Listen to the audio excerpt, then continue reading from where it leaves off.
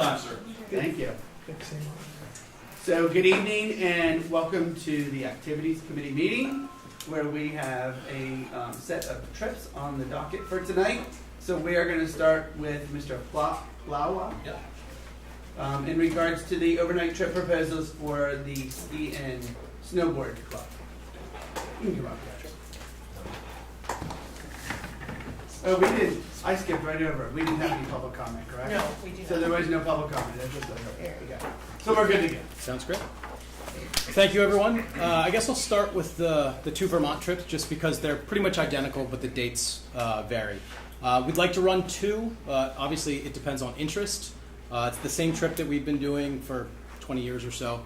Unfortunately, we haven't been able to do them for the past 2 years just due to COVID, but we'd like to bring them back. Both trips are to Vermont. I put on the proposal a couple different sets of dates based upon availability with the mountains, hotels, busing companies, etc. The costs obviously have gone up with everything else. So the cost that we're shooting for is $475. It should be pretty close to that, but until we get final numbers, it shouldn't deviate too much from that. Typically with those trips, we leave Friday after school. We come back Sunday evening. The kids get a day and a half, a little bit more than a day and a half of skiing. We try to set it up where we stay at places that have breakfast and dinner, so the kids we don't have to worry about food. It's kind of like a one-stop shop. The busing takes them back and forth, obviously, from the mountain to the hotel. We hire a security company at night just to make sure that when there's bed check, we take the doors shut. They can obviously get out if they have to, but they know that if they break the tape, then they're not allowed to ski. So that's how we handle that. That's pretty much it with the Vermont trip. It's pretty easy. We've been doing it for a long time, so it runs fairly smoothly. We've had a lot of success in years past. In some years, we did 2 trips, 3 buses. Hopefully, we can get that turnout again, but we'll wait and see with this year's group. What mountains you guys going to? So there's a couple on the table right now. Killington and Pico we always go to. Just it's the staple. It's the big one, and it has the most popularity. Stowe and Smuggler's Notch we're looking at. A lot of it, there's a new tour company. It was Classic Ski Tours. They sold to another company, the same guy. So we're going to see what they have to offer as far as packages to make it more beneficial for the kids or not. We've used them in the past and we weren't very happy with them, so we did a better job on our own. So it all depends on if we can do better than what they have to offer. So Cool. Thank you. Good.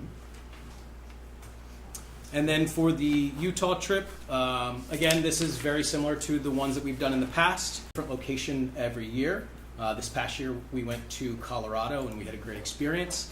I believe we took 20 students this past year. It typically averages are anywhere from 18 to 21.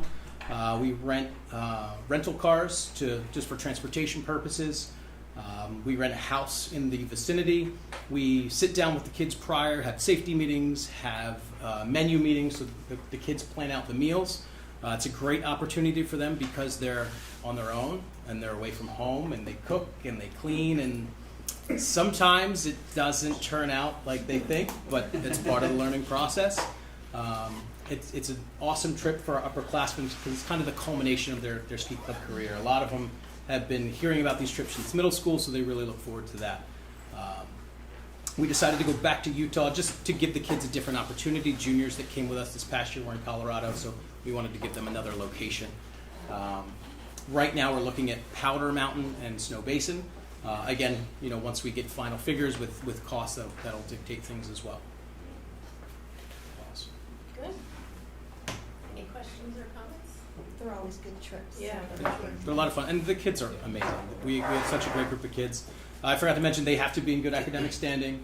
They can't be getting in trouble in school, and we tell them that right in the beginning. So we've put kids on academic contracts before, behavioral contracts before, just to get them, to do what they love to do, and that's the ski and snowboard. Thank you. Thank you. Thank you. Thank you. Thanks. All right, we're going to move on with Gabby with the cheerleading trip. Hello. Hi. And do you have it up there? Can you switch the trip up on the?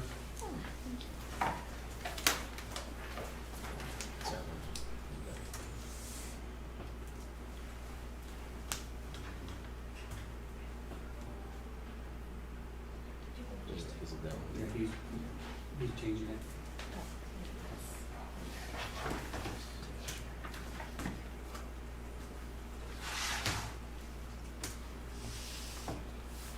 Chester, can you, okay, just wanna make sure. That's all right, he's all over the place.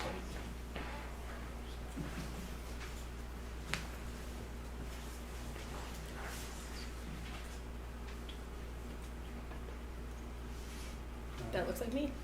There you go.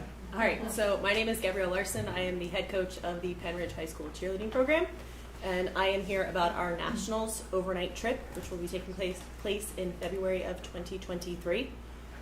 In all, I have 15 on my roster, from freshmen through seniors, and we're hoping to get to go back down to Orlando for the cheerleading high school championships that they host at Disney. Important figures.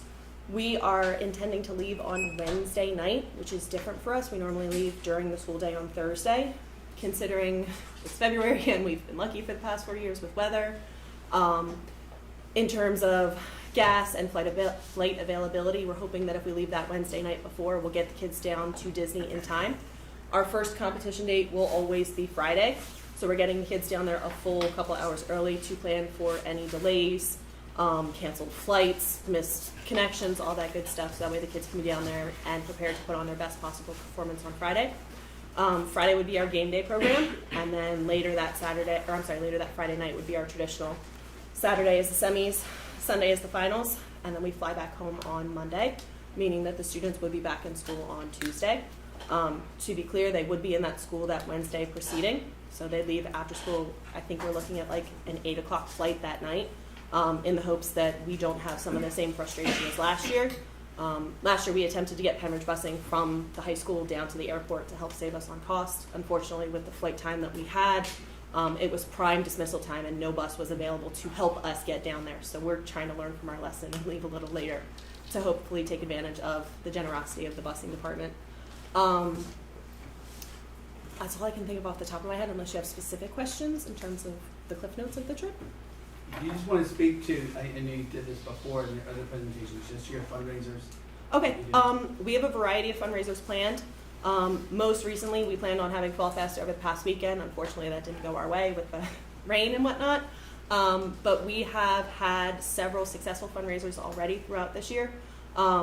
We had the football games, we sell spirit items.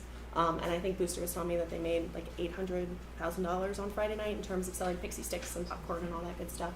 And we also have individual fundraisers like restaurant nights and whatnot. All of that will go towards the individual families to help defer the individual cost stress per family. We do have payment plans that the booster is already working towards, and we're getting ready to set up. My booster board is meeting this week to sort of plan some individual fundraisers in terms of what the girls can do themselves.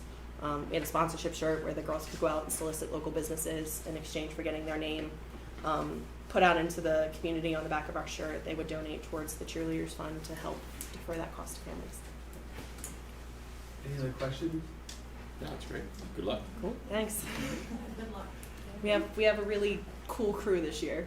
Some more experience on the mat, so we're very excited. Gabby, thank you so much. Of course, thank you. Have a great night. You too. So, Mr.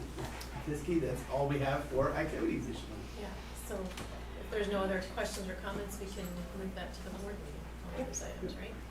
Good.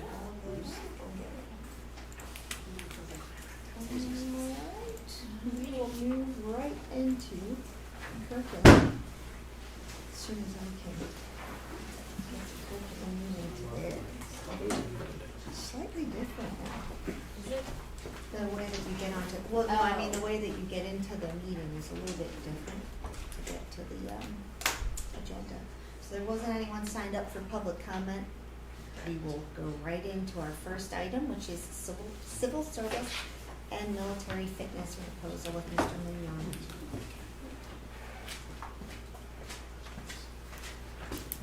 Mike, thanks for joining us tonight. Year. Okay, the title of the course the Health and Phys Ed Department is proposing is Civil Services and Military Fitness. The justification for the course is that a number of high school graduates entering the military branches or civil services are not meeting the physical minimum standards required to perform their duties or pass the given test that's required.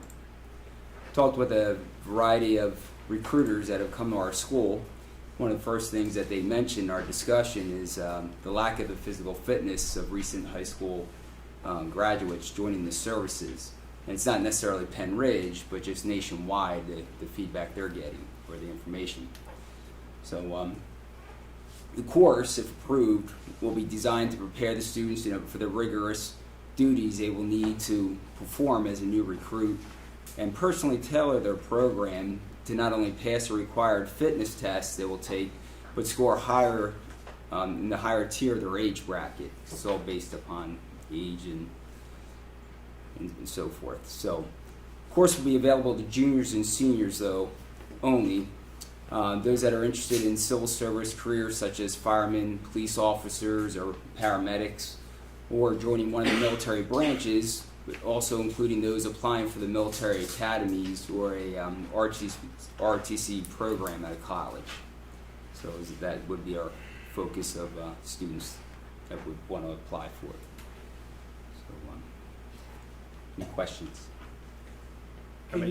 I'm sorry, before you have any questions, can you just go over the expenses that are in the proposal, just to give an overview of why we're adding additional items? Right. Okay. For the additional items, the cost, first of all, we're trying to use the resources we currently have, but certain branches of the services required certain equipment to pass their tests. So if we're going to be fair in offering this course, there's certain pieces of equipment that are needed for these tests. And some of the branches just recently, within the last 5 years, reformed their requirements for tests, and it involves a lot of equipment. In the service now that I'm in, us just procuring that equipment, it comes at a cost. So we're trying to do the bare minimum and trying not to overlap what we currently have that we can use for it, but that is, we really cut back on the original equipment. We're trying to do it standalone, but that cost was quite excessive, so we tailored it down to what it currently is there on the proposal. Forgive me if you said this, is this a semester course or year long? It's a semester course, yes. So it would be like 1 credit. No, it'd be a half It credit. would be half. So It'd be a half credit. these are the courses we're trying to propose that would be the half semester instead of the quarter credits. Right. That it would eliminate those study halls where kids are now put into because of the 3 days out of the 6 day cycle. So they would be every day. Right. Got it. And of course, it qualifies for phys ed and health credit, right? Correct. Right. Yes. How many students do you foresee interested in the program? I'm hoping to gain about at least 20 to 25 students Okay. for those that are pursuing juniors or seniors that are either civil service or either branch of the military or considering RTC, the academies. So we're estimating 2025 as So in the past, a minimum. Like in the past 5 years, how many Right. civil servants or military members have we gotten or that have I graduated? really don't have a number on that. I get a number for you. Find out through maybe the counselors, those that did join the services. We can provide that with you. We put it in that annual data Right. booklet, but I can get the numbers for you. 2%, right? Graduating Well, seniors. Right, that's what it has in our proposal, has Yeah. roughly 2%. Dr. Robarczyk, this is more of a general question rather than just specific to this, but what are the criteria that we're supposed to look at when we add a course or take away a course? What is the kind of the standard that we look to or for? Yeah, go ahead. Um, Because Kathy's yeah, dealt with some of the courses at the high typically, school. right, because it's secondary. Sure. Typically, these courses come up out of need, student interest. Students will come to the teachers, they'll request, why can't we have yoga or things like that. And then the teachers get together and they create proposals. Sometimes we eliminate a course and add a different course. Sometimes the courses are running together. And in this case, this is a matter of student interest. Yes, it is, and you can say how many students have come to us that are entering either ROTC or the academies, and we have to do a pre-test. They'll come to us and we have to sign off. Matter of fact, I have already 2 that are considering West Point that have to give them a pretest. So all those standards, and in the past, I've done that for the different academies, for the Naval Academy and Marines, where we have to pre-test them for their application just to get in. So Not to that's sign where the off idea on for it. the Sure. course came Is from. it, I just wondered whether there's concern, I think it's a great idea, but I was Sure. just thinking more generally, Yeah, whether, if there's concern if we add so many classes, then the class sizes of the ones that exist get smaller and smaller. The people that have interest, so Right. are you required to drop one, or are we just looking at the budget standpoint, or what's the criteria that we look through to determine we whether? always look at staffing, right? And in this Right. case, they looked at staffing, and it wouldn't affect staffing, because if we had the same finite number of kids, right, who could take so many courses, if more kids decide they want this course, there's going to be another course that won't have the numbers to Right. run. So that's how we do it in terms of staffing. If we run courses that would require additional staffing because we expect that, then that would be in the proposal.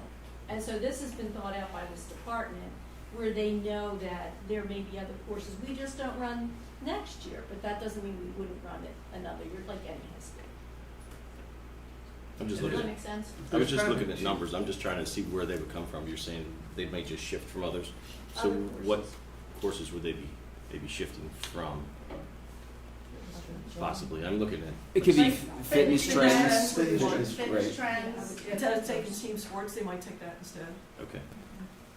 And this is somewhat of a twofold approach, because we're looking at developing these half-year courses, along with taking the quarter credit courses, and looking to begin combining that, again, to make them the half-semester courses. And that's where Lisa and I have been having these discussions for almost 3 years now, in regards to how do we look to develop that. So it's not impacting staff in any way, but it's giving more choices as you go through the health and phys ed department. And so And it the- could be an additional elective also, as Right. in addition to their Right. required 1.5 credit. Correct. Just a quick comment on costs. Yes. I'm looking at a cost of almost $7,000. And I go back and I look at the list and I'm going, this is part of the phys ed Sure. department. You guys don't have a stopwatch? I don't think we need to have a military stopwatch. I'm just being facetious. Weighted vests. You don't have weighted vests in the phys ed department? No, You need to buy more? Absolutely not. nope. Nope. How, all right, our next question is, how many years have you run this program? Well, that's why we're just. This program is not. Never been on before? This was not in This is a existence. new one. So we have a rescue mannequin. No other unit uses a rescue mannequin in phys ed. 3. The pool has one, unfortunately, but that's for underwater. There is one. Oh, He We sinks. only have one He sinks rescue faster. mannequin In the pool? well, I mean, in Penridge, Yeah, in the pool. okay, For the wow. pool, lifeguard. I would have guessed would have had more than that, but, okay. So that is. Again, I'm just gonna go down the list just because I'm anal. Yeah, Um, it's, We have medicine balls, 2, 6 pound, 8 pound. We don't have any medicine balls that are lying around in the phys ed department? We have to We buy more? do, but they tend to. But just- if Fitness Trends, just say for an example, their unit, same thing with when we use the weight room. We only have, we have limited amounts of supplies. So if we're gonna run this class as well as we are, for like Fitness Trends, we don't have enough equipment. But if you weren't running Fitness Trends and this Then one was yes. running, then you would have. Then to we, wait. right. Okay. So you don't really know if you need to have it because you don't know when the program's gonna be running at the same time of other programs. No, we will know. Scheduling happens before we would, I mean, this, yes, you would have to say, you approve this course for us to even be able to order anything, but we know numbers and course selections before we do the ordering, right? So, So you wouldn't You order wouldn't, the right. medicine balls if you don't. Correct. And remember, this is an estimated list, an estimated cost of supplies that are needed. So again, going back to what Kathy's saying, we know how many sections or where it's gonna be in the schedule and everything, so we would know that already. So there may be a possibility that it's not $5,000 worth of additional equipment, it may be $3,000 worth of equipment based on when the courses are running concurrently with other courses that are already in the program that use the same materials. 2 courses running at the same time, do you have enough storage space for all this equipment? Yes, yes. Okay. So if we use, the rescue mannequins, didn't we add a CPR? That's different, Last that's a year. totally different element. So you couldn't use the rescue I'm They're not thinking the rescue same. mannequins Yeah, for yeah. like. No, that's, So, they're weighted, You're gonna they have to weigh have- as This much is as a a human different- being. Yeah, it's a Yeah. different Like a kind. firefighter would pull the Full weighted drag dragon and Okay. lift and. I was thinking the CPR. Because we- Okay. You're actually Yeah. gonna It's a see different- those mannequins in the other course proposal. Mhm. If we're That's going correct. to do That's it. right. So this would be the only course that these would be, that the mannequins would be used for. For this one, correct, Mike? Yes. This is right now, Right, yes. correct. Okay. And just to speak on like your guys' equipment, because a lot of times you have to use them individually too. So you're sharing already. So in just my opinion, I feel like it's very what's the word I'm thinking of? That you're doing a lot with a little, in my opinion. And I love everything about this course. I wish there was something like this in my high school. And just random question, because about the weighted vest, are you guys thinking about doing the Murph? I think that'd It's be a always cool a workout for the it's kids to do. So just potential, throw that out yes. there. I mean, that's gonna be one of the, If it does, down the that's road, cool. right, yes. So I mean, I hear what you're Geared saying, Bob, towards about being frugal and wanting to look at the money. But Mhm. in my opinion, I feel like a lot of stuff the kids are gonna have to cycle through. That's what I'm envisioning. So they're already gonna be sharing it, and it's not like many can use it at once. So you're Yeah. already kind of working with the basics, I guess. And just to put that So in we- perspective, when this course was first developed, we did put everything under the wish list. And then we went back and said, okay, where can we Cut. tailor it down to fit what our needs are and based what we have on and what could be used. So that has been taken into consideration. So is this a scheduling for like 23-24 school year? Correct. And then my only other question, and this is kind of in general because it was on the first aid as well, but looking at the, I don't know if it says the grade level course goals will follow the scope and sequence defined by the benchmark level goals. So it's 1.1 and 1.2. I just need a little bit more clarity when it says comprehend the physical, social, emotional, and intellectual dimensions of human growth. Like everything that you guys have laid out in the course, like with the units, that all like makes sense to me, and it's kind of like more specific. But it's more like if I'm reading into it, I'm looking at it like it's a social emotional learning piece, which if you could just clarify like what specifically. What's the difference? Yeah, I guess just more, and it's on both. And maybe you might not be able to answer that specifically. It's more Okay. in general. It's on both. These are driven from the standards. These are Yeah, standards. yeah, So they're- it's the Not- whole standard that's written, that it encompasses obviously that physical piece of it as well. Okay. So, I mean, pulling things out of the complete standard, I would not recommend. I mean, keep it as a whole, but I understand what you're saying, is why are the other components in there? But Okay. that's the reasoning for the statement, the way it's printed onto the proposals, because it is the full standard. Okay.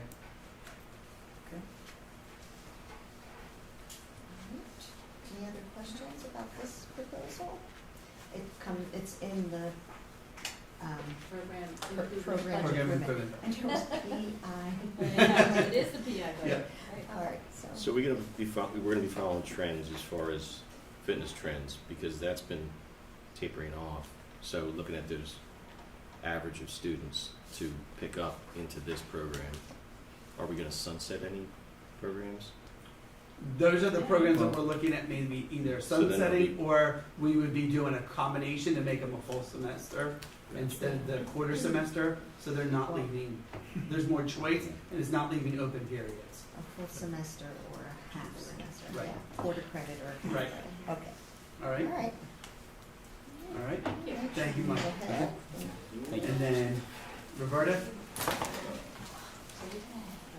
is going to be presenting the first aid CPR AED course. Hi there. CPR course. I'm Roberta Simmons. This is my 16th year here at Penridge, and I'm happy to be here. Besides my EMT certification and my teaching cert, I'm also a licensed athletic trainer. To give you some background about this course and the structure of the course, it is based on obviously grade levels, 10th, 11th, and 12th, and looking to incorporate the emergency care, CPR, AED, the first aid and immediate emergency care elements that go with it, but being able to meet the needs of the American Red Cross standards for certification. So this would be one course just similar to the lifeguarding course that we would have to have an affiliation with the Red Cross. There would be minimal fee that each student would, and right now I think lifeguarding is $35 if they're truly looking to be certified in it. And they need to meet 80% of the standards as far as the testing, physical testing and cognitive testing that would go with the course. And it's very explicit and designed by the American Red Cross of what and how and the design and the sequencing of teaching the course. And with that also goes, and I know you're going to ask, but the budget that goes with it. I know you will because if you did. Because with this and being certified, they need to ventilate. They need to actually hands-on compress the mannequin. The lights have to, light up the right way and do all the bells and whistles. And that's the difference in some of the CPR mannequins that we have and the ones that we don't have to go with this. And in all the courses that I've taught before and outside, each student, it's not a sharing element unless we're doing 2 rescue or CPR or those kind of things. They all have their own. And we brought it down to as minimum as we could when we broke it down into trying to budget. And some of the things are, hopefully, are non-disposable, but obviously some of the things are the disposable items that go with and will accrue every year or every cycle of our courses that we would need to replenish, and between classes have to sterilize Yeah. to take care of the safety of the students. I noticed that it says that it will be, allows them to become qualified first responders, but this not up to EMT though. Oh, absolutely not. No, this is a first responder. An EMT is not a first responder. Okay, no, well, that's what, No. in the old days, we used to No, sort of. an EMT is not, that's 180 hours of hard training and a state, test, and that, this is nowhere. This is the first Just first aid responder, and show up, CPR. yeah, Okay, yeah. all right. I did, at Penn State, I did the EMT course, and it was 4 credits. That's why I was wondering why Yeah. Yeah, so, all right. yeah. I won't tell you when I did mine, but Mine was a long time ago, we won't too. go there. And Roberta, just to clarify, right now you're estimating $35 a student, Yes. but that's And- not and- set in stone, Oh, that's not set in stone, just like any of our items there. right? When we wrote this down, they were current. I would bet dollars to donuts, it's not current now. I hate to say that, but it's, Speaking of physics, I bet you it's not, all of it is not current now. I bet you it will change a little bit. Dr. Scheid, I had another, and this is a general question, not unique to your program, but just generally, how do we determine what falls under the tech school and what falls under our umbrella? And I'm not sure whether there's a clear division on that. Can you get, because I think even with the previous one, if you're in a program that might be more tech-oriented, or like from you could supplement it with one of these classes and still be part of the tech program, right? Or You could. how do we coordinate that, or is there a set distinction, just they take care of that, this is over here? Or it seems like there's some crossover, I guess. There is some crossover. We do like to have courses for students who aren't in the tech school so that they can take advantage of this for their life. Sure. But is there anything that delineates that this is a tech school program or this is a academic program, or you can, as long as the students want it, you have it? There is no delineation that this is a tech program versus not. This It is doesn't an lead to elective course.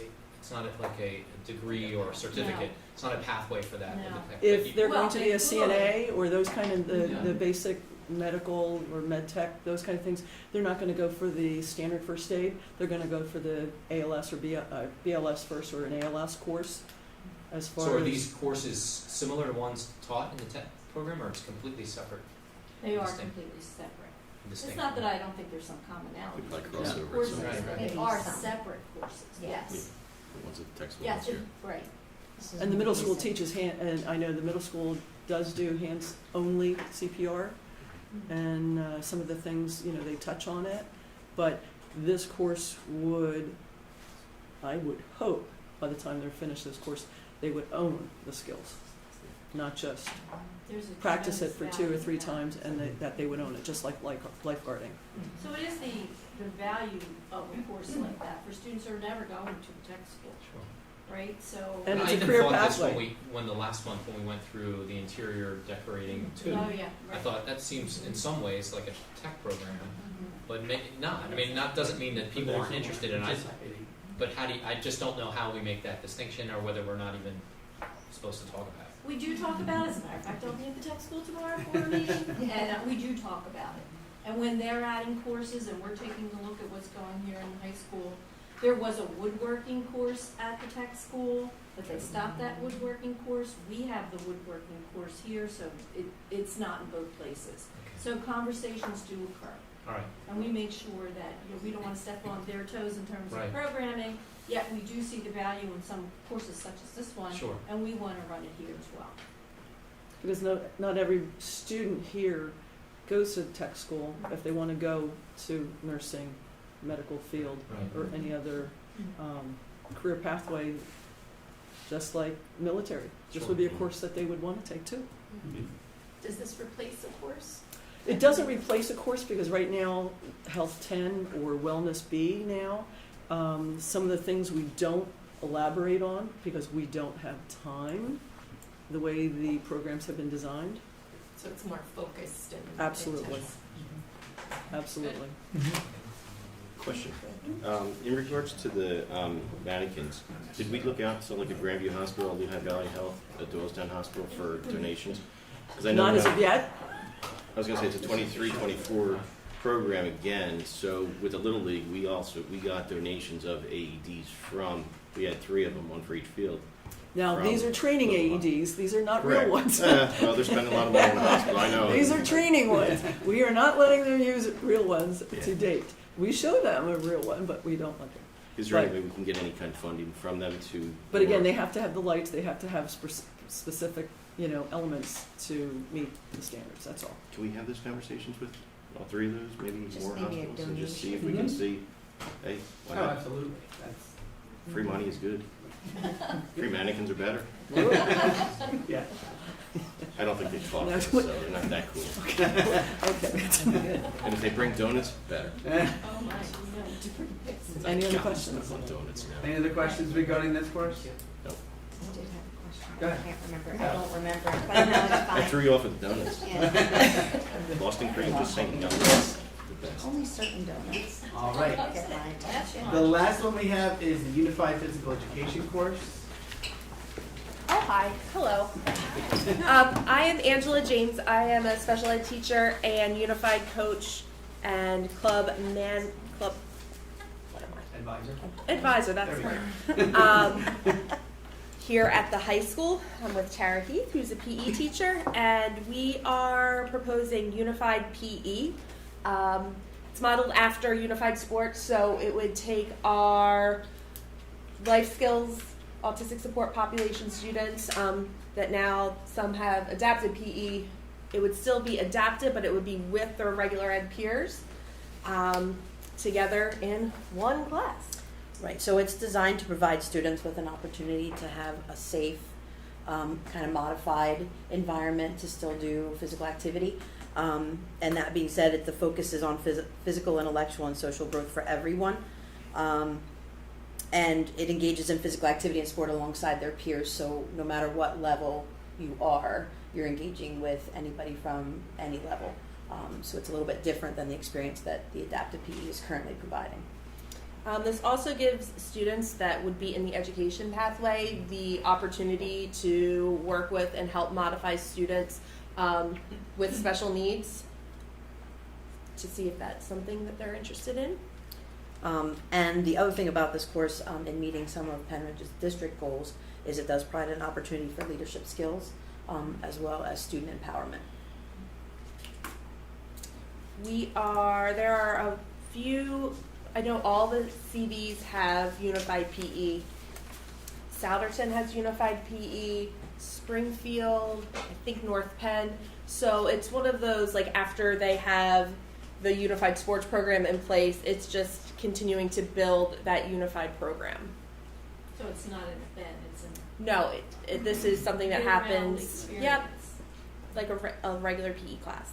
A full year then? Well, we would do half. Okay, I wasn't, There's a 0.5 as well. yeah, alright, I wasn't. And again, when you look at the estimated costs and estimated materials that are needed for this, obviously that's the greater, I mean, there may be things that we can reduce from here, but this Right. is, when we're looking at the program as a whole, these were some items that were, these were the identified items that would be needed to run the course. And again, I wouldn't look at the cost because obviously we can go to other places still for the cost, but this is where they were currently in the Right, in so the system we use. we took a lot of what we went from the actual put together book already for the unified PE program that's set up to kind of help establish unified PE in schools, and looked at like all the things they offer curricular wise.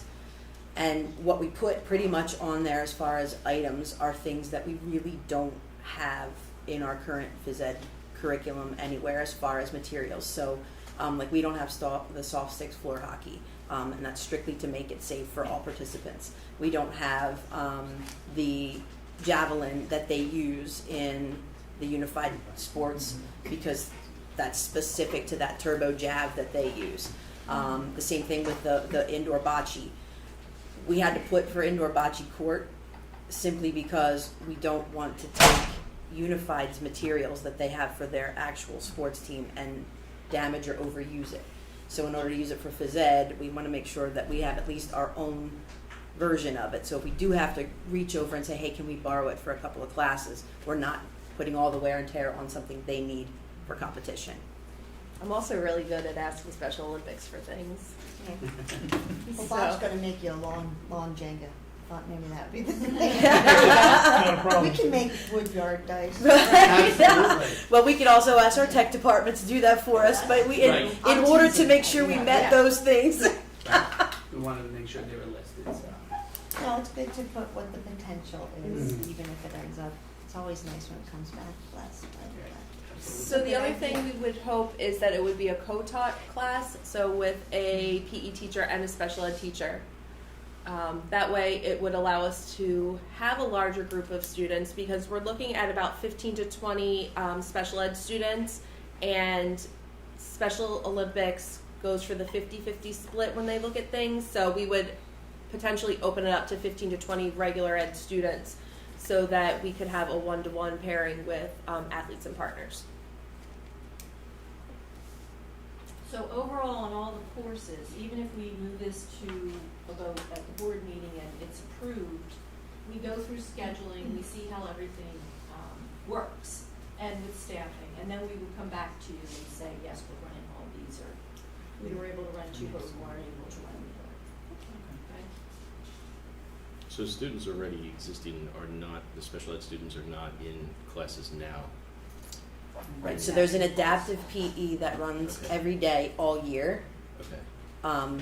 So they're gonna. but there are no incorporate it. regular ed students within that class. So this is now looking to Okay. be Would inclusive. they, then, they would have to choose one then? The special kids would have to choose either the adaptive PE Correct. So, or it, this? so or we they would could naturally, I think, weed out the adaptive PE if we were able to get it to be a Would you combined. unify Obviously, you it? can't call it unified PE if you only have Correct.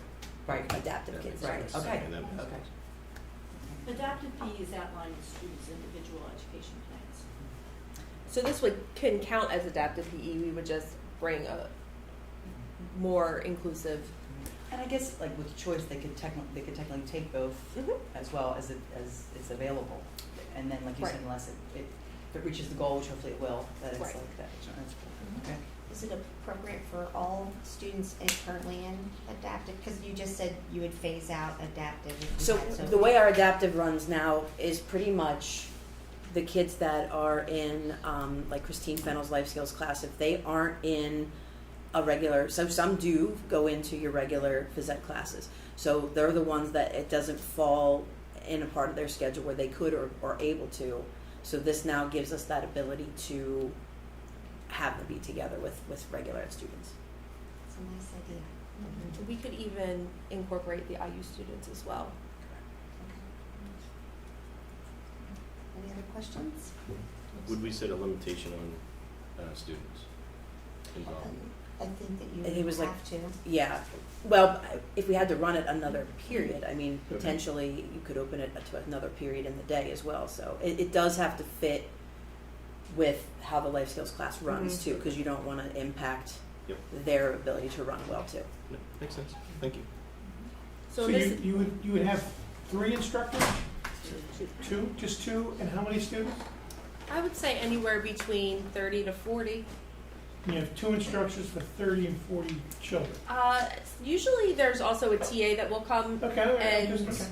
and So do out of that Yep. number, you break it out to a percentage of so many students per teacher, Mhm. and now all of a sudden you put these special needs individuals in an environment Mhm. where, is it competitive, is it not competitive? It's I'm assuming competitive. it's not competitive. It's competitive because you're supposed to look at it as everybody is an equal. You just have to create the opportunity for everybody to be an equal. If you've ever been to one of the unified sporting events, You're talking to a father of a special needs child. right? Yep. So they do Very those. informed. So they And do that's why I'm those asking things, my question. right? Yeah. Yep. So that's how we gear it. We gear it to create it for an equal environment for Mhm. everybody. Equals a strange word. Creating Using it as opportunity a for term everybody. as everything is equal. You So know in we their level world the it's not playing equal. fields, right? We level and you know make adaptations as needed for students. That's why I think it's really important for a special ed teacher to also be in with the PE teacher. So we think differently. So No. Yeah. I agree with you. And- I just don't think you have enough teachers. we might need more. To be I honest. coach 40. I have 40 kids on track and field, and it's me and Christine. And then we have if students have one-on-ones, the one-on-ones will also be there. So it really is dependent upon like the level of need of the students. So if there is a one-on-one that comes, that one-on-one would then be in PE Right. with us, so that would be another person. The other goal is that regular ed students take on leadership roles and really help us work with our students with special needs so that it's not so much teacher driven in the sense that they're feeling like they're all part of the same team in the same group working to the same goal. Is the unified team that you have now, you said 40 about? For track and field, yes. Is that evenly split? Is it 1-1? Yes. Okay. It's and Bocce's 16.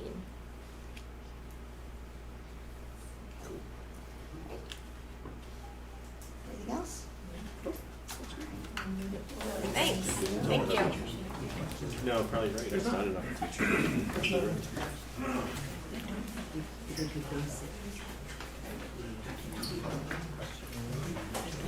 Special needs. It's almost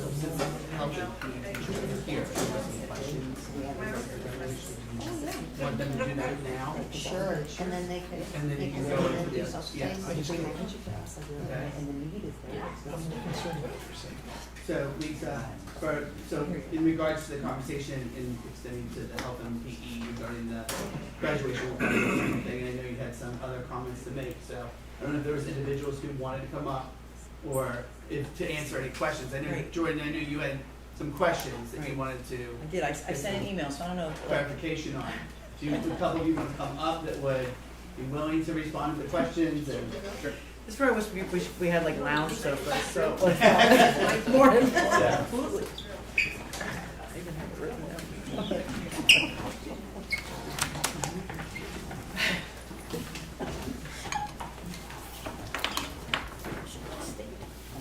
So I guess I'll ask just for, on camera, but my questions were like from the school board meeting that we had and hearing a lot of people speak, more specific to health and PE. So what struck out to me was, like originally when I wasn't a fan of going from the 2 credits to the 1.5, I wanted to stay at the 2. I feel like even as you mentioned about the lack of like physical activity and where we're at has gotten really low and trying to build that back up with our students so that they're physically healthy, those kind of things. So with that though, when it was 1.5, what I was liking that we were discussing was having like choice within that 1.5. So you could choose like your PE course that you want. Like if you want to do weightlifting, if you want to do one of these new courses tonight, if you want to do the CPR, that you would have the choice to do that within the 1.5 credits. But when somebody spoke about the hours going from 135 to 90, that's where like kind of caught me, and I was like, I don't want less hours for our students. So I wanted some clarification on that. And then also there was a lot of discussion on mental health. And then I was thinking, for the 1.5, as a collective, as a majority maybe, was thinking that you would want more emphasis on 0.5 health, 0.5 health, 0.5 PE. So that, where I wasn't sure, so just clarity on those two things. So as far as the breakdown goes, when we had talked before, and I think it was misunderstood, maybe because of how we explained our breakdown, but 9th grade gets a full year of health and phys ed. Well, there's a chart too. Okay. It's a full year of health and phys ed, and it's alternating days. So for the year, they will get 90 days of health Okay. and 90 days of phys ed. For So- 9th grade. For 9th grade. So that works out to be 0.5 health and 0.5 of phys ed. Okay. Okay? And then in our Wellness B curriculum, that's a half-year course. Okay. And that works the same in that it goes every other day, health and phys ed. And that would be 45 days of health and 45 days of phys ed, Okay. each being a quarter credit. So we're basically splitting it right down the middle, saying 0.75 is health and 0.75 is phys ed. Okay. And because it used to be like with the two, one credit, and whether you broke it up 0.5, 0.5, and then 0.5, 0.5 again, is that how it used to be? When It was used to the be two? a half a credit was health in 9th grade, half a credit was phys ed in 9th grade, Mhm. and then it was a quarter credit of health in 10th grade, And and then then the remainder was 0.75. whatever you wanted to get for Could your do that. 0.75. Okay, got it. Right, the understanding was there was wanting to be more choice in the health, the physical education component.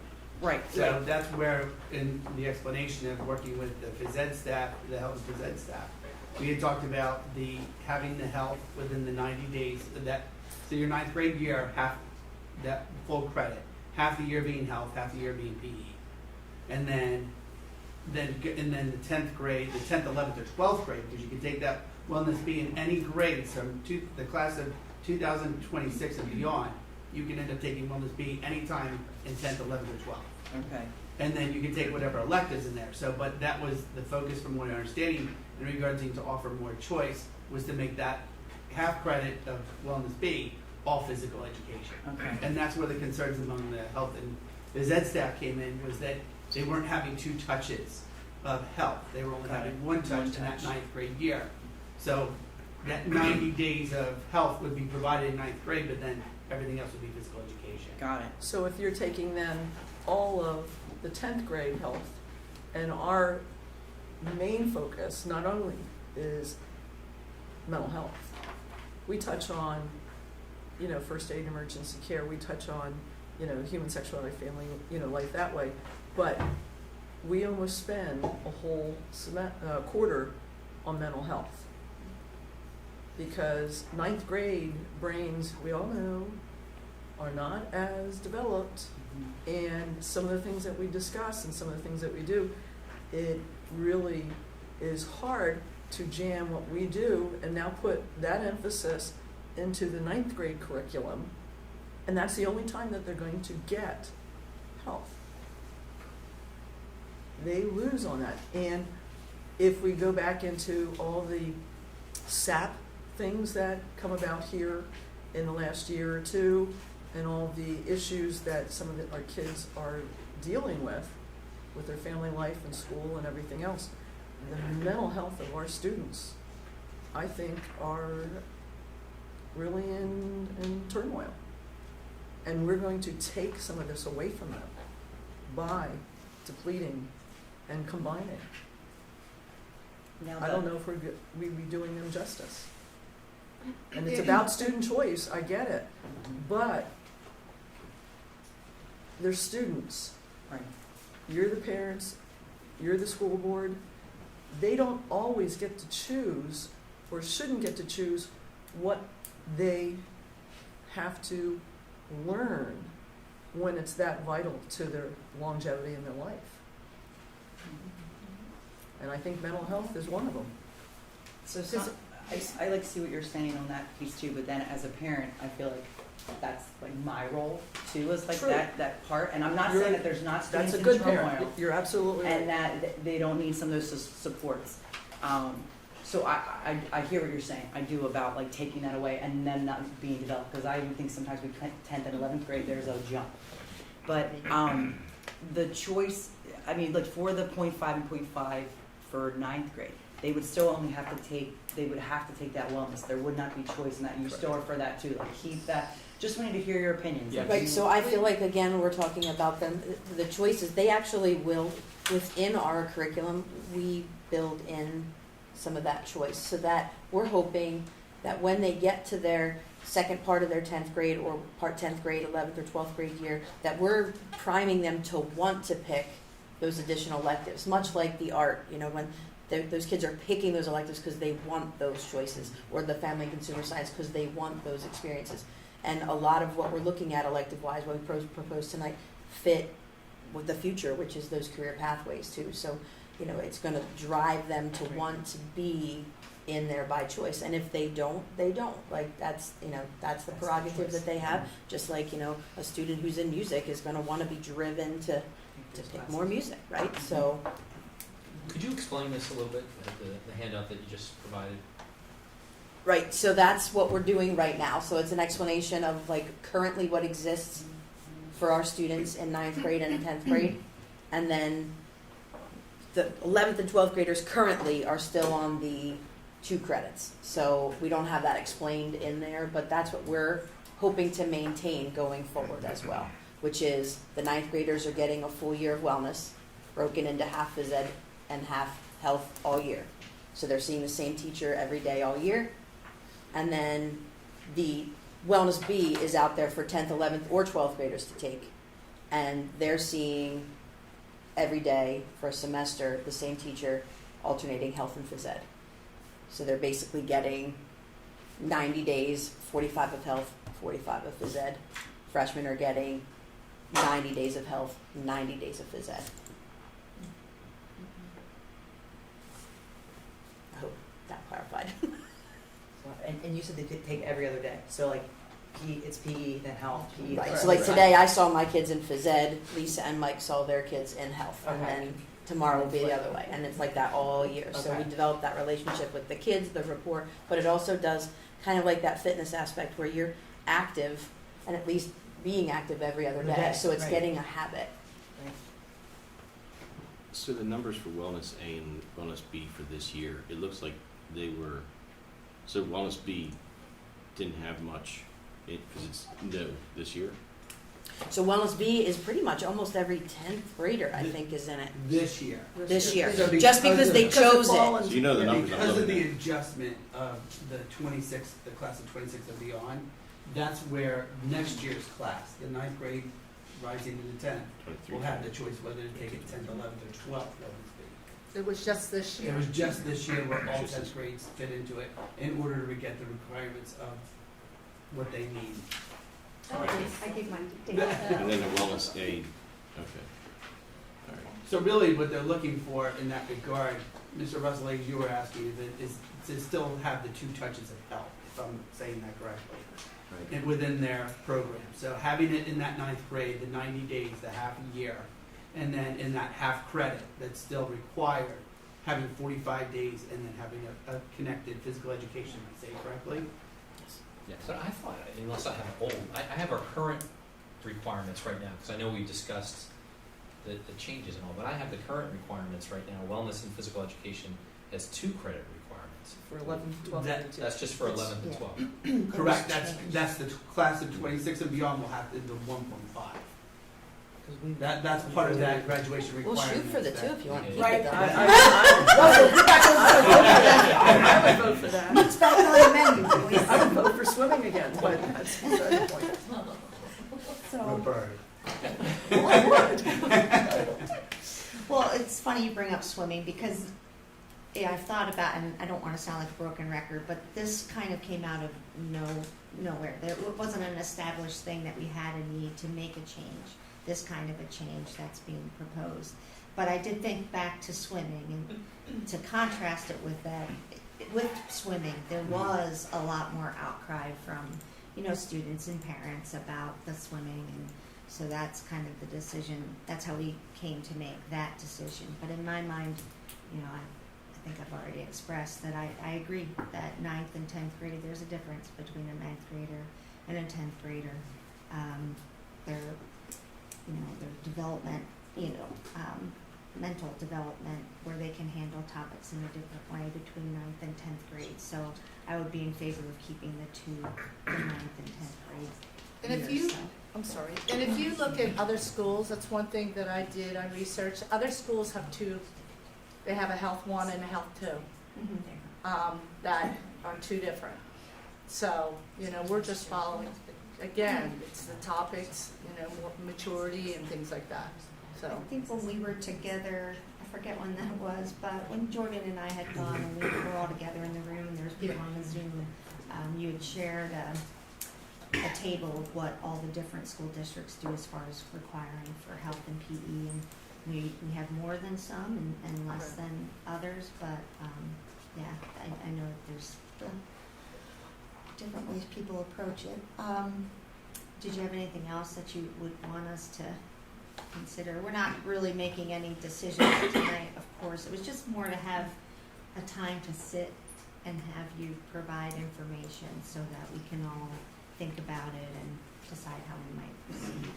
Thank you for the consideration. Yeah, thank you. Really appreciate it. Thank you for coming out Yeah. on a rainy night. We'd all rather be I shouldn't say that. We would, of course, choose to be inactive. Be home, indoors on our treadmills, That's right. marching in place. Thank you.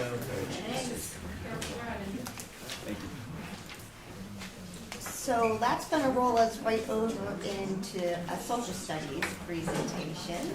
Thank you so much, Mrs. Cullen. We really appreciate this opportunity for social studies teachers, several of them are out here this evening, Mrs. Garish and Mrs. Vitale, to talk to you about and show you the reasons why we continue to recommend 4 social studies credits for graduation. Thank you all for coming out.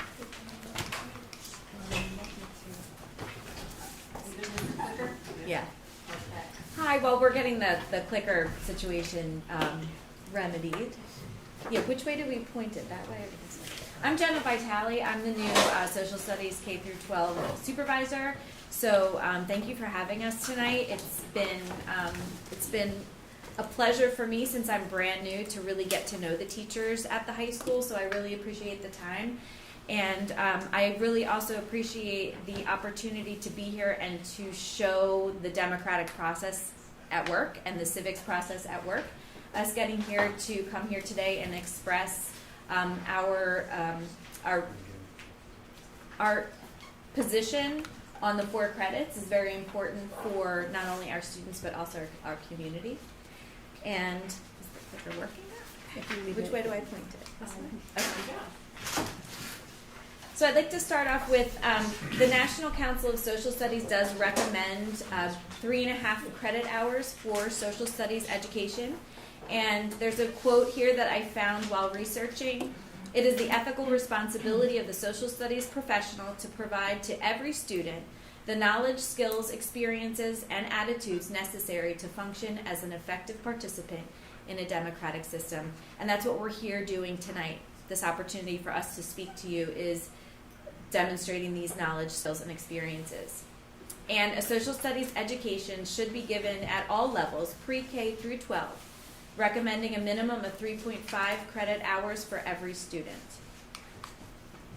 Our current graduation requirements here at Penridge, we do require 4 credits, and so we have a rundown here of 6th through 12th grade. 6th grade, 7th grade, and 8th grade are italicized so that you can see the difference. But then when we come to 9th grade, it's in a different font. So that I just wanted to point that out to you. But in 6th grade, we do Ancient World, 7th grade, we have world geography and culture. And then in 8th grade, we begin our U.S. history with 1492 to 1800 as the years. I have the years there because it will become important as we go further on in the slides to be looking at the number of years and the amount of content in each grade level. 9th grade is early American history from Jefferson to pre-World War I. 10th grade is modern American history, World War I to the present. And here in 10th grade, some students take AP US history at this point. In 11th grade, we have world history and culture, and that's a survey course. So it's a survey of cultures and worldwide culture. So maybe you spend 14 weeks on Latin America or Russia, and they are survey courses. And then you can also, if you are a student taking AP classes, take AP World in 11th grade as well. 12th grade, we have 1/2 credit of American government, and then a 1/2 credit of a social studies elective, or 21st century citizenship, or another AP class. Here we have a side-by-side comparison, and I'm going to point out to Mr. Dutusis that he's going to take over at this slide. I'm going to hand him the clicker. So what you have on this slide is on the left is basically what you had on the previous slide, what Jenna had been referring to. On the right, if we had switched from 4 required credits, on the right is what you would see if we required only 3 credits. Notice the big difference there is, so you would still take in 6th grade Ancient World. In 7th grade, you would take World Geography and Culture. But 8th and 9th, 10th, and 11th is where you would see the change. 8th grade would become our new early American history. So this course would need significant revision. Right now, our early American history course is from 1492 to 1800. Then we have an early American that's 1800 to pre-World War I. This new early American history course would now go from 1492 to 1850. And our modern American history course, which is currently in 10th grade, that goes from World War I to the present, would be switched to 9th grade and really would go from 1850 to the present. We'd then have in 10th grade, we'd have world history and cultures, and 11th grade would be our half year of American government and half year elective. And the reason we have it set up this way, because there are certain standards that we need to hit when they are in high school, and in order to hit the standards in geography, economics, government, world history, and American history, it would really have to be those 3 years of American history that would need to be condensed to now into 2 years. So this would really, well, I'll talk about that in a second. Before I talk about that, if we do this, if we make this change, there are some courses that are going to be at risk of removal due to this credit reduction. 2 in particular. One would be our 9th grade humanities, social studies, and English course. Right now, because of the content and the years, they go together. So that is a humanities course that basically 9th grade, certain students will take a social studies, humanities, and English humanities, and they align together. So they're doing things like different projects together, and they play off one another. The other course that would be at risk of removal would be our 12th grade course, which is our 21st century citizenship and 21st century literature course. That is a course that mainly it is tech students that take right now. And they would take that course, instead of a half year of government and a half year elective, and really again, that is also a course where social studies and English get to kind of combine and play off one another. So those courses would be at risk of removal. The courses that would really be compacted are the 3 that I mentioned on the last slide, which is the 8th grade Foundations of America, 9th grade Early American, and 10th grade Modern. Those 3 courses would need to be compacted into 2 courses that we would now be teaching Early American History in 9th grade, Modern American History Early American History would be in 8th grade, Modern American History would now be moved to 9th grade.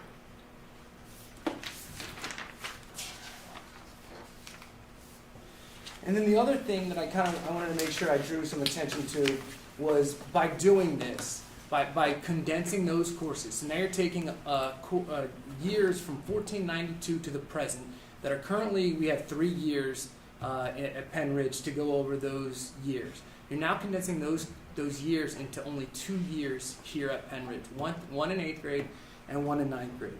So In order to do that, you're going to lose a ton of rigor. It's going to really turn into survey courses where you're looking at surface level information, teachers trying to have to cover the information. And I spoke at the board meeting last week where I mentioned this is just one example, but you really could pull out an example from almost any unit where you're not going to get this type of activity, and that's the unit that I talked about with World War II. So right now in our 10th grade unit, we spend about 30 days on World War II. One of the assessments that we get to do with them is an atomic bomb assessment. So it is an assessment where they are researching, where they are writing, where they are having conversations, they engage in a seminar. So this assessment right now roughly takes about 4 to 6 days. As we were researching different districts, which around here are not many, if any, but just different districts throughout the country that have courses that go from 1850 to the present, we found that on average they spend 12 days on World War II in total. So in order to cover that much time, they're only spending 12 days on such a huge topic like World War II. If we're only spending 12 days on World War II, we're not going to be able to do assessments like our atomic bomb assessment, where they're doing skills like they're researching, they're thinking critically, they're reading, they're writing, they're doing public speaking, and those are skills that they can carry over to other courses. But not just other courses, those are skills that are really getting them ready to do whatever it is that they're moving on to after Pennridge, whether that's getting a job, whether that's going to college, whether that's going into the trades. Those are life skills that they're learning in these courses, and those are skills that they're not going to be getting nearly as well if we condense these courses into 2 years. I mean, and just within that assessment, we're hitting major standards, PA state standards, and I talked about them the other day, but writing arguments, producing clear and coherent writing, evaluating continuity and change and how it's impacted the U.S., evaluating how conflict and cooperation among different groups have influenced the growth and development of the United States. The things like that, and they can be, those assessments and those projects that we're doing can be found in almost every unit that we do. And if we condense it, I'm afraid that we're going to lose that opportunity to do those types of assessments. If I could just add to that, one of the things that I've always thought of as a former social studies teacher is that in our social studies classes, our history is really a vehicle to develop skills. Yes, it's very important for students to know these facts, basic facts, as being an American citizen, but really it's important for us to be able to have the time to take that content and have students explore it, develop those skills by spending time with the content rather than just the surface coverage. We put cover in italicized because in education we often think of cover as a dirty word, a word we don't really like. That's a term where we think we're going through material just to go through material, not really to allow students to have the time to take ownership and develop the skills that are necessary when they move forward in their lives.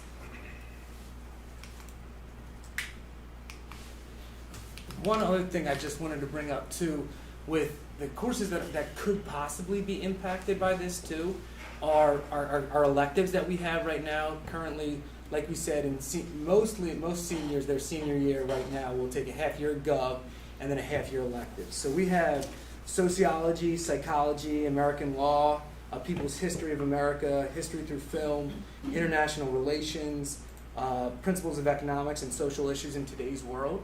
Now, if we reduce these credits and we don't require them to take a credit their senior year, yes, some of the students will still elect to take a credit their senior year, but some won't. And what will happen is there's a chance that some of these courses might disappear. If these courses disappear, we're actually going to be taking away opportunities and choice for students if these courses disappear, because they won't exist and therefore they won't be able to take them. So just something else to consider if we reduce the course requirements. How many of those courses were there that you listed there? How many? Just a number. How many do you No, which ones again? Sociology, psychology, American law, people's history of America, history through film, international relations, principles of economics, and social issues in today's world.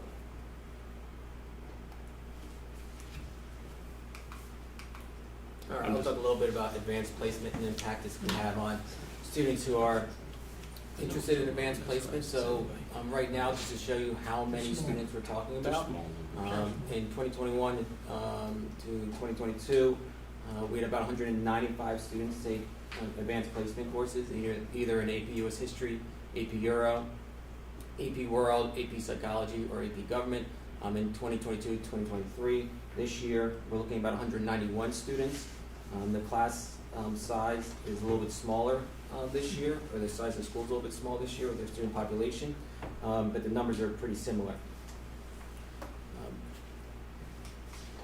We look at AP scores. We're very proud of our AP scores here. As you can see, they are above the PA average and the global average also.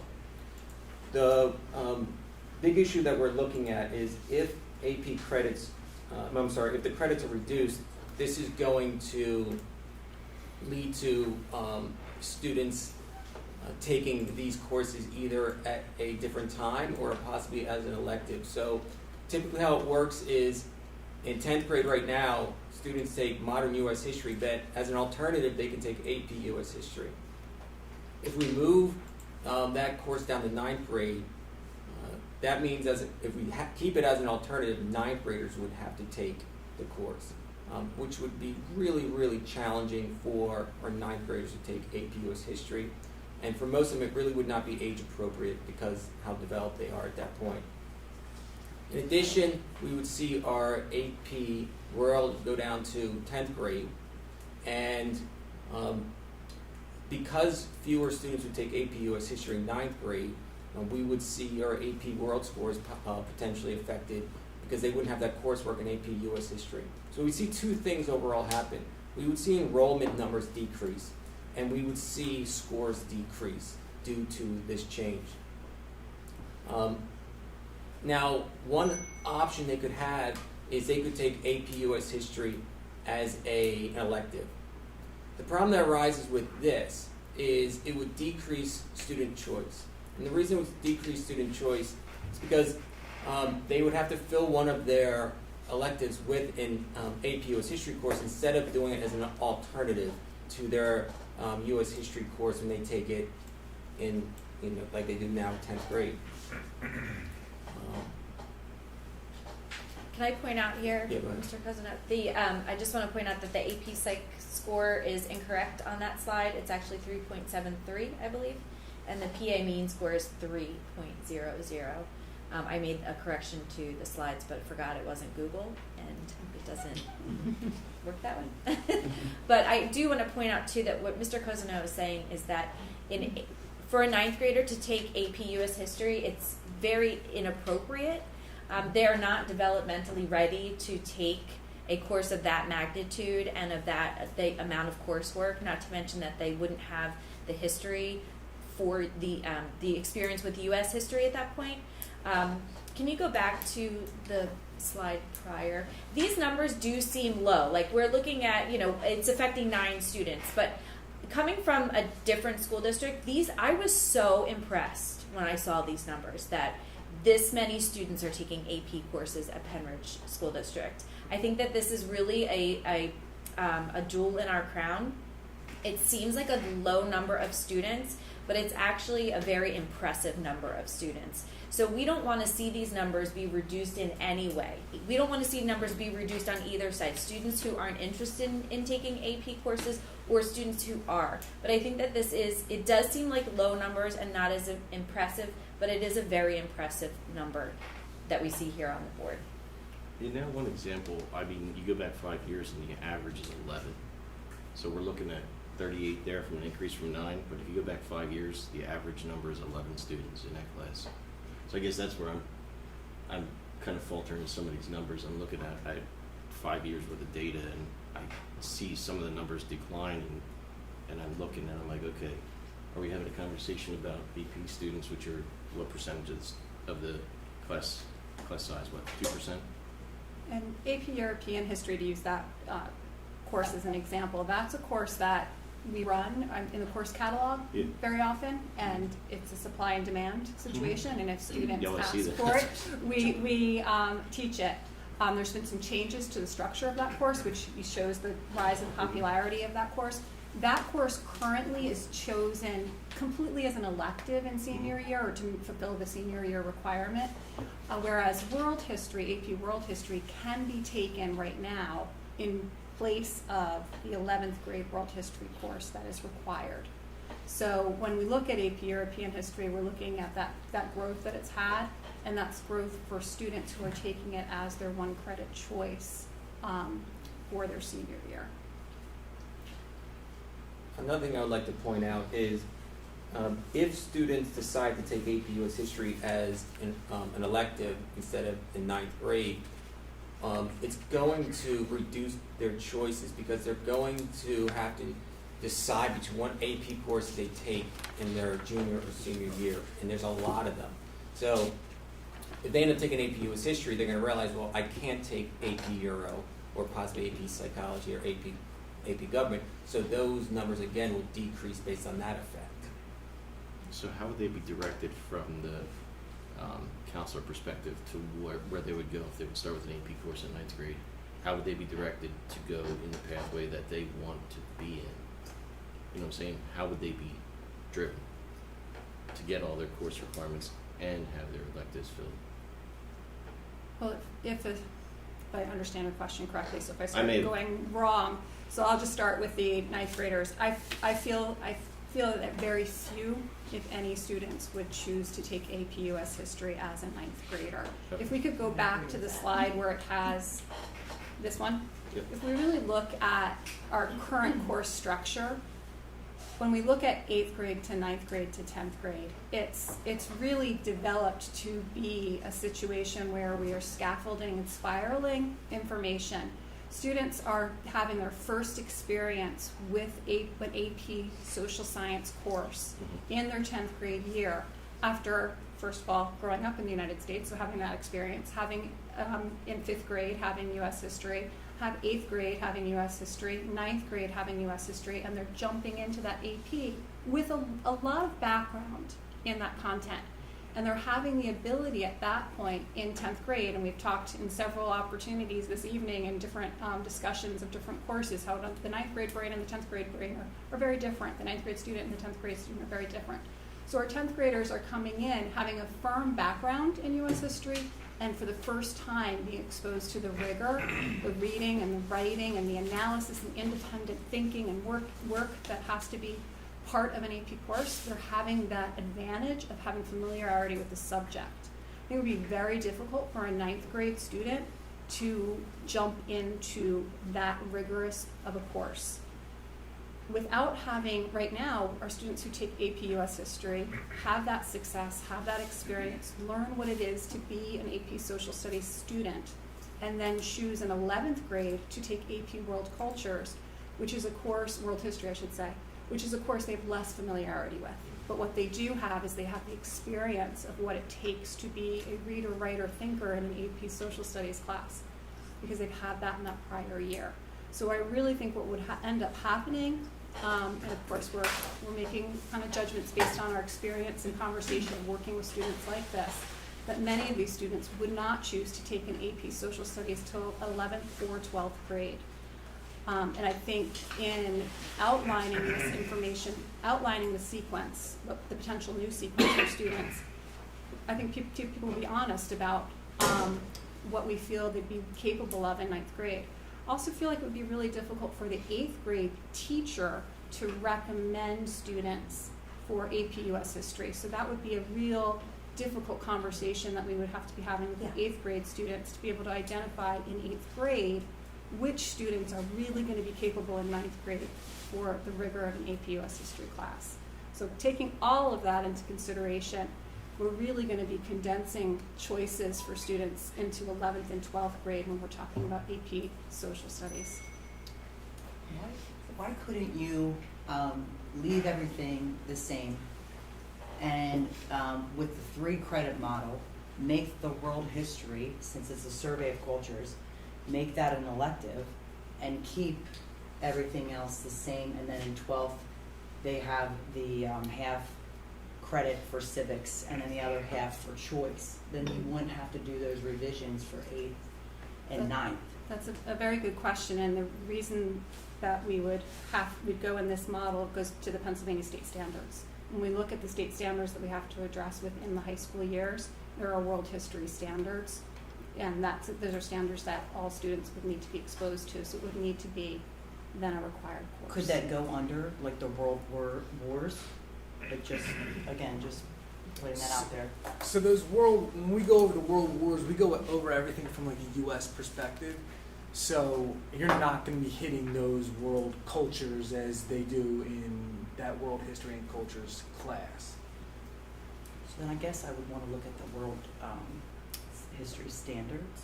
I would just be There's a link. Okay. At the end of the very, very last slide has a link to the SAS website. Before you go on, I don't want to forget, you had mentioned that the psychology score is wrong.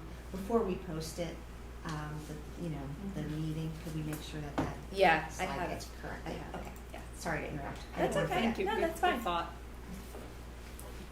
And I'd like to point out on this slide too that in 8th grade, 9th grade, and 10th grade, they're getting American history, American history, American history.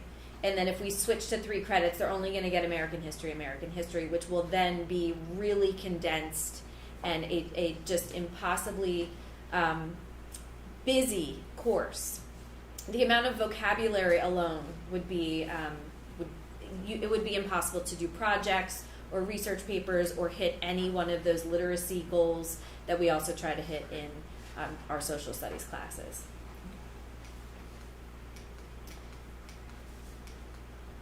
Skip that one. Yeah. So the neighboring districts in Bucks County, Central Bucks, Hatboro, Horsham, New Hope, Solbury, North Penn, Palisades, Quakertown, and Souderton all require 4 credits of social studies. And again, just to remind you that the National Council for Social Studies does recommend 3.5. So we're all above, and at Hatboro, Horsham, they do have the minimum of 3.5 for a traditional diploma versus their scholars diploma. So 2 of those being in Sorry. Montgomery County.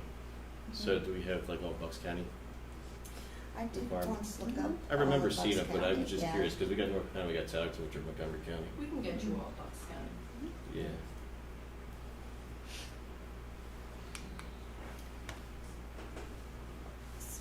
So on this graphic, what we're really trying to emphasize is the importance, the unique responsibility that a social studies teacher has and a social studies curriculum has in terms of preparing every student for citizenship, regardless of their career path.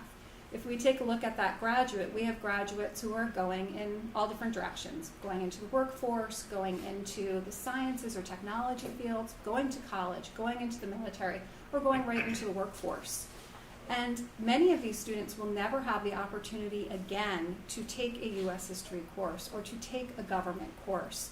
So it's really imperative as we look to build the citizenship skills of all of our learners that we provide opportunities for all of our students to take these courses so that they can develop not only that content knowledge, but also those thinking, writing, reading skills that are crucial in our democratic society.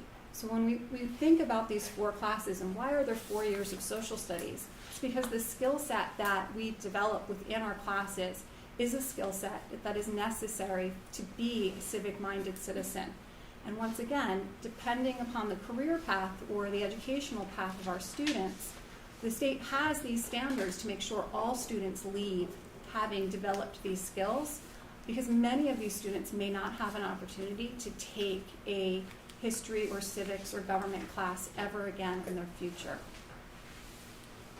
This is the last opportunity for students, especially if they are 11th or 12th graders, to get this kind of an education in civics, government, and economics.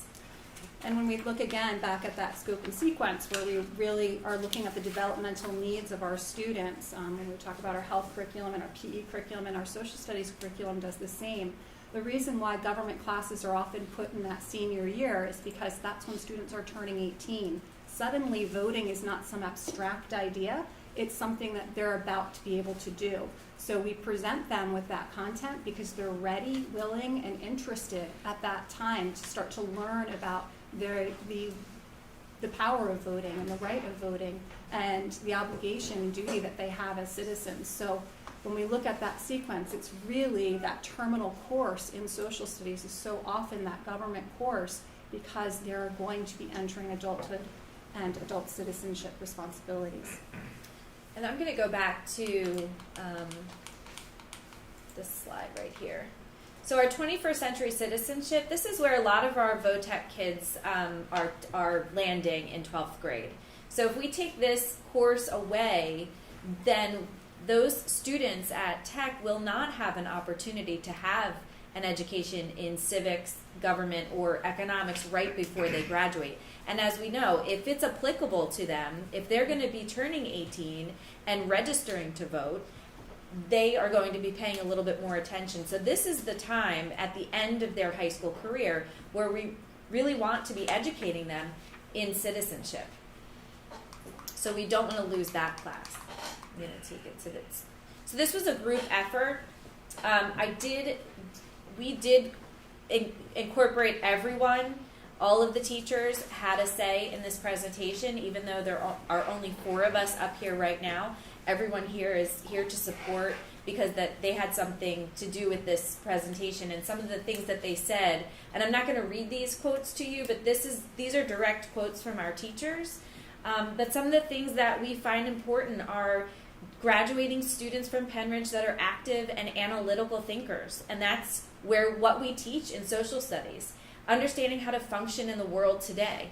That's being able to have conversations with people, teaching those speaking and listening skills through the group projects that they have to participate in social studies, the presentations that they have to give, the research projects that they have to participate in. Social studies classrooms should be a place where students are taught to address some of the difficult questions faced in our communities. And so I wanted to include this slide just to have the teachers up here, even though they can't all physically be up here with us. But many of them are here. And then going to the point of the standards, and when we look at our social studies classes, these last couple of slides are just to show you how we do scaffold and spiral the skill set. Nothing's really saved in any course. We really kind of bring back these ideas.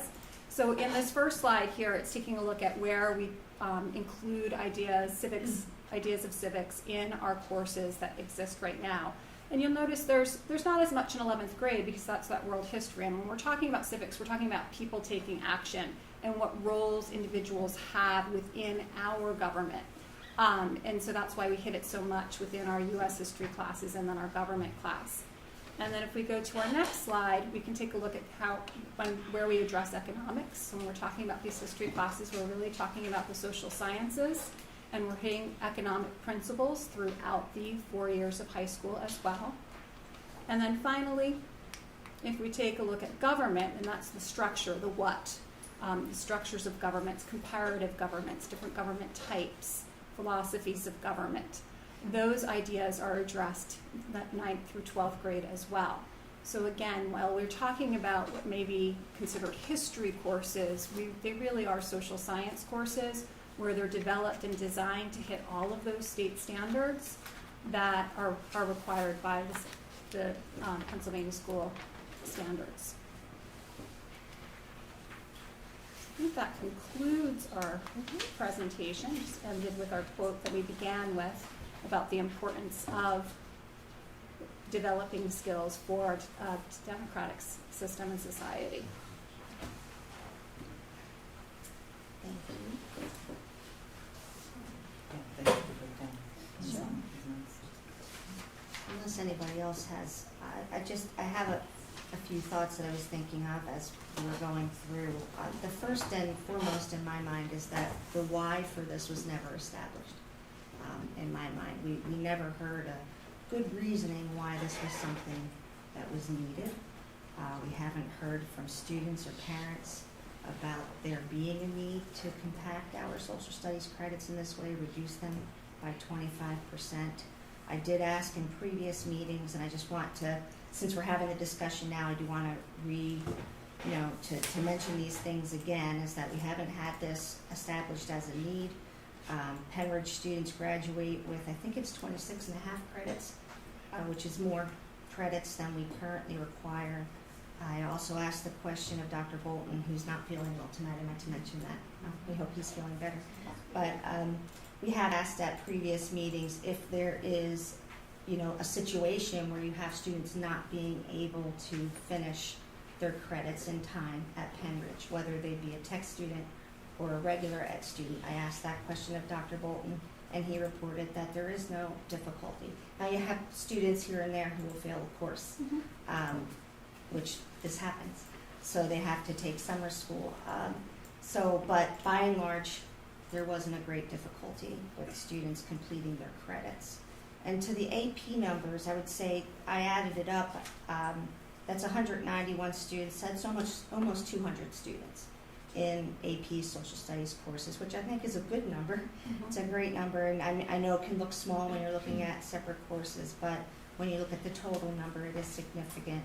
But for me, the two biggest things, my worry, is number one, compacting our courses, reducing that, all of that information and trying to shove it in to a couple of years on the middle school level and then, you know, one on the high school level. I think that's going to be a major problem. And when you haven't established a why for doing it, no urgent need for doing it, it doesn't make sense to me.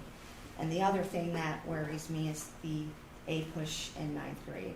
Having had now my 5th child taking APUSH, to think of them taking it as a 9th grader, Mrs. Gerrish, your point was, you know, a good one, that an 8th grade social studies teacher in middle school is not, probably going to err on the side of not recommending pretty much anybody to take APUSH in 9th grade, because it is a demanding course. And we're so proud of our AP courses. Our students do so well. I don't know if everyone understands the value that they represent. I'm speaking monetarily and time-wise. The kids go to college, and your college will give you credit for that, and you don't have to take it on the college level. You can, as you know, some of my, you know, I have had children go to college. They've graduated early. They've been able to take another minor, or you know, you can take another major perhaps. If you graduated early, that translates into saving money, you know, for you or for your parents. So to me, without having established a true need for it, I'm still sitting here the same place I was when this was very first presented months and months ago. I still don't favor this idea, but it is another one that we're not going to make a decision on tonight, because we can't. We really just wanted to give you the opportunity to give a presentation to explain your position. So Someone raised during public comment about students just checking out, that they can leave early release. Can you speak to that? Whoever made that statement, you know what that was? I don't know, in the public comment. It was me. It was Mrs. Nash. I think what you, good. Well, just looking at our foreign language department right now, I see teachers who have students 10th period, they are dropping their language classes like it's their job, because they're going, oh, I can either leave school early, or I can take... So what is our policy on that? Sorry to ask. Who can speak to that? What's our early release policy? If a student has, in their senior year, some juniors have it, but we'll just talk about seniors. In their senior year, if the student has a study hall 10th period, they can have the privilege of early release and leave. So they get the study hall by dropping the class. Correct, because the world language class is not required, so therefore they say, you know, I'm going to get my 24 required credits rather than challenge myself and take this opportunity to take this world language class or whatever class it may be. I'm going to have a study hall. And that was one of the concerns we have as well. As you start to lessen some requirements, students aren't always thinking long term. They're thinking about the here and now, and right now I'd like to go home and take a nap. Or go to work, then go to work. And some might. And there's flexibility in the program to allow for that. Some have early, or some have some who come in later because they're working later, so they may come in after first period, so they can start their day a little bit later. So yeah, there'll be situations like that, but those students are purposeful in their planning to work, whereas we have some other students who are looking for that immediate gratification. So just to give you like an anecdotal example, last year I had 2 students that were taking my sociology course. They were already taking AP psychology, so they took that course as strictly as an elective. They didn't have to fulfill any social studies requirements or anything. I taught that course period 4. That backed up into their lunch, and they figured out that if they dropped my course and picked up a study hall because they fulfilled their graduation requirements, they could get lunch release. So that instead of having a half an hour for lunch, they had an hour and a half for lunch, and they were allowed to leave, and they could go wherever for lunch. But that would be an example of students who took advantage of that. And if we don't require a full year their senior year, I would expect that you could see that happening even more often. That was one of our concerns, and I know Dr. Bolton has expressed that as well at these meetings, is that we want to give a full high school experience for students, so that it isn't about seeing if I can get out early. It's about we're offering these wonderful courses, and they're valuable, and we want to stay. We don't want to go in the other direction. We want to offer rigorous courses. We want to keep our expectations high, and we don't want to go in the other direction. Yes, I think that that's a really good point, is that we want to graduate students who have graduated from an institution that has required a lot of them, and not just below the minimum. I just have to say, and I know that we were minimizing the PE and health credits from 2 to 1.5 because of the personal finance, but it's just hard for me to sit here with health and PE teachers as well, because of course they would want their courses to stay and the rigor within the courses they offer. So I guess that's where it's hard for me, that I hear what you're saying and not wanting the early release, but it's just difficult for me. I don't know, and where I think that's important, where at one time there were 4 required credits for health and PE. So I know that, like with the early release, and that's understandable, as well as sometimes trying to fit in projects and things like that. I think it was more from like a student choice perspective too, so I would be able to choose. And then maybe I could get maybe an email or something, because I was just looking through the standards. There's about 6 of them, and I really don't see where the world history part could be missed, like if you pull that out. So maybe I just need a little bit more specific there, which could be like later, or like an email, or... The one thing that's interesting though is the state only requires 1 credit for health and PE, so we're requiring more than the state requires. Whereas with social studies, we're not requiring more. If we go to 3, we're not requiring more than that. Right. No, I hear that. And I'm not looking at it as the state requirements. I'm just looking at it. But help me understand too, when I'm trying to compare notes, just trying to absorb this. In social studies, what I had for class of 2023 to 25 was 3 credits required, but then it said enrollment required each year, 1 social studies credit would count as an elective. So you were required to take one each year, but you didn't. The courses that you were required were set for 3 of those 4 years, and you could choose an elective in the 4th. So you had choice of like 20 different classes that you could take in the 4th year, but you still needed a social studies requirement. It's not clearly, I'm not sure what document you're looking at, but if you look in the program of studies, the way it's defined, that 4th year, if you're not taking an AP US history course, you're taking the government citizenship half-year course and one of those other electives. So it's really 3.5 what is currently Correct, required. and one of them is an elective. You're still taking a social science, but it's one from the list that Mr. Tuzos read a few moments ago. And that's where, that I think that's what the choice conversation comes was, in. yeah, the But, choice of what courses, instead of requiring you to take specifically 3, you can have more flexibility. If you want to take the 4th history, or you want to take another science course or a math course, I mean, I would probably take a math or a science course. They were fun. The labs were cool. I think Chemistry is always cool. Sorry, I thought we were talking. The difference between the changes with health and PE and with social studies is that this would impact 6th or 7th grade, 8th grade, 9th grade. It would really compact a quarter of the total amount of social studies that you have, and it would make ninth graders pretty much ineligible to take a push.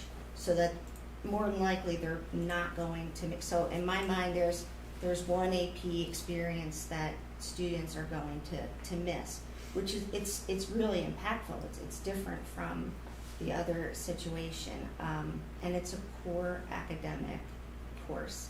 So that's I am also not in favor of contracting the health either to 1 year. I think that should remain as 2. And I understand that you want, if we designed a school, it probably wouldn't look much like what we have in traditional high school today. But I don't see the value in doing these piecemeal things to try to extract a little bit of choice where you think you're extracting choice, but the fallout is a whole bunch of other unintended consequences that are going to cause real problems for people, again, when the why was never established. I keep going back to that because no one has explained why this would be necessary. There's not been a need. Students haven't, expressed that they can't handle it or want a different situation. We already give them, is it 7.5 elective credits that they get? They get 7.5 elective credits. So now we'd be giving them 8.5 elective credits, but again, doing major adjustments to our core courses, not just on the high school level, but on the middle school level.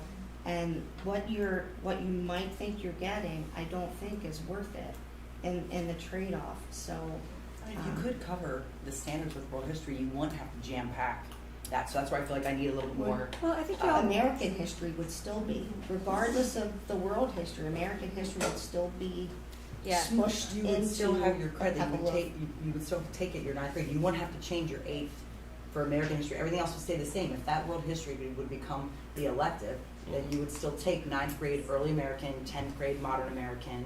No. And then it would all need to be shifted. See how you have on the right hand side we have, so if you look backwards. Right, no, I from see. 10. I just don't think you would have to do those revisions because you would not have the world history that you would have to take in 10th grade. If that would become an elective. Oh, so you're saying put the if those standards in yeah, those could, other if courses. the standards could be covered, which is maybe where I need more clarification because what I'm reading looks like you could cover it. Because I mean, sometimes standards are kind of more vague that you could fit them in somewhere else. So if you do take the world history, that would become an elective. Then you wouldn't have to bump and revise 8th grade. That would stay American history, and 9th grade would be early and 10th. If you can cover the standards, and I don't want to take away from that, and I know that you guys are not for that, I'm just throwing out that option. But my question would be why, though? I'm still not. That's what I keep.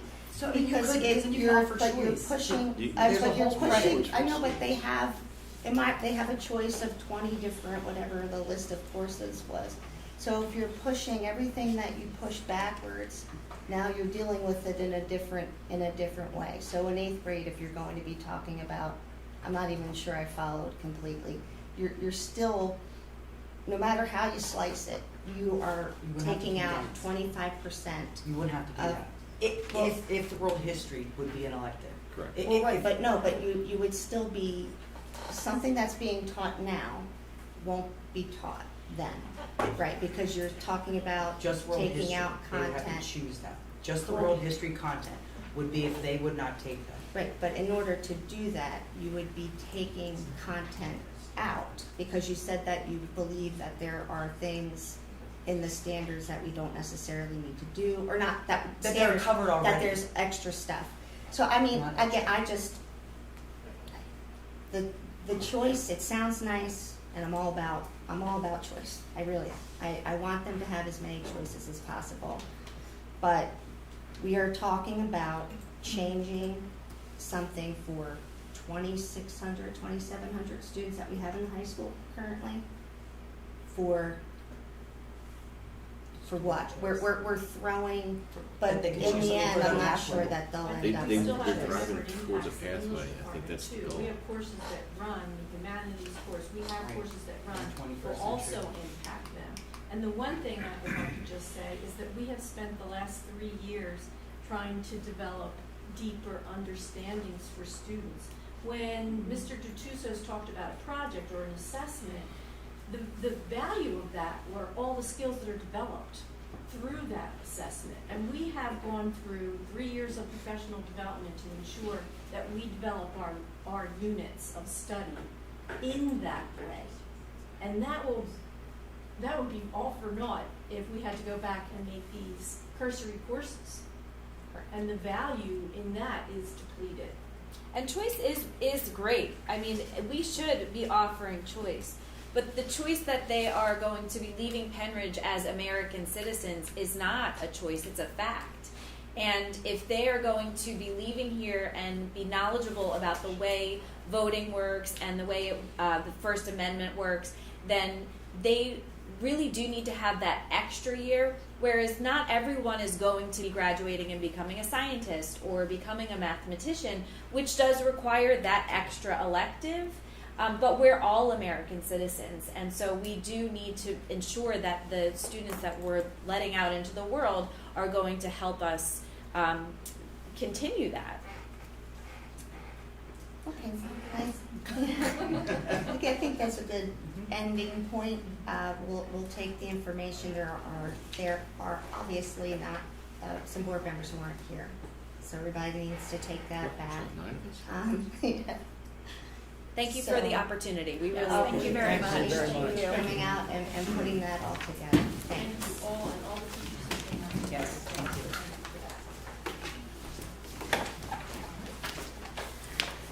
So we did add, one item. It'll be a quick item. We thought it was important, Dr. Scheid had asked if we could add to the agenda for this evening the PCEF grants. That's the Penridge Community Education Foundation, which generously gives mini grants to teachers every year. Sometimes there's twice a year. I don't know if they're in that situation this year, but so anyway, we thought we'd add it to this agenda so that Dr. Scheid could announce the grants that have been awarded, with the thought that we could vote on it to accept the gifts at the board meeting. And of course, if we find out that we're not allowed, we won't, but we want to share the good news anyway. It is good news. Thank you, Mrs. Collin. I really appreciate it. We have our final list. There were, I think 14 applicants. And we have 8 people chosen, 8 teachers who wrote grants in hopes of being a recipient, and you see the names of the teachers who did it, and some did it together. It is split in half. It's 4 elementary and 4 secondary between middle school and high school, and it's running the gamut of ideas. It really was one of the criteria is innovation that PCEF asks for. So you have music and social studies, yay, and language development for bilingual students, and this is a keyboard unit that Kim Stellino at Central wants to try. And the beauty of some of this is that teachers want to try different things, and maybe it does impact the curriculum in such a way that we come back to the table and say, this is what we want to do. So there are a couple of them like that. Rachel Polsberg, she is an English teacher at the high school for flexible seating for her drama course. And then at Grass, Bulldogs Building Connections. Bedminster is the calming room, and then Jill Troutman, she's an art teacher at the high school. It's called an Empty Bowl project. It has a lot to do with clay and hands-on and things such as that. So we give all of the grant applications to PCEF, and then they come up and they tell us which ones were selected, and these were the winners that we were told about today. So thank you again for allowing us to at least present it this evening, and we'll see what happens at the end of the month. And those are large gifts. I don't remember, I was thinking, $1,000 for so many, like in the past, it used to be smaller amounts, as the PCEF had it, right? But things are going well, so we appreciate it. We do appreciate it very much. 501c3. That's right. So Just saying. we will put that forward to accept the gifts at the board meeting unless we hear otherwise from Fair enough. the lawyer boss. Who Thank controls you. everything. All right. So that brings us to public comment. No one was signed up for public comment, but if anybody has anything, quick thought they wanted to share, I would entertain that.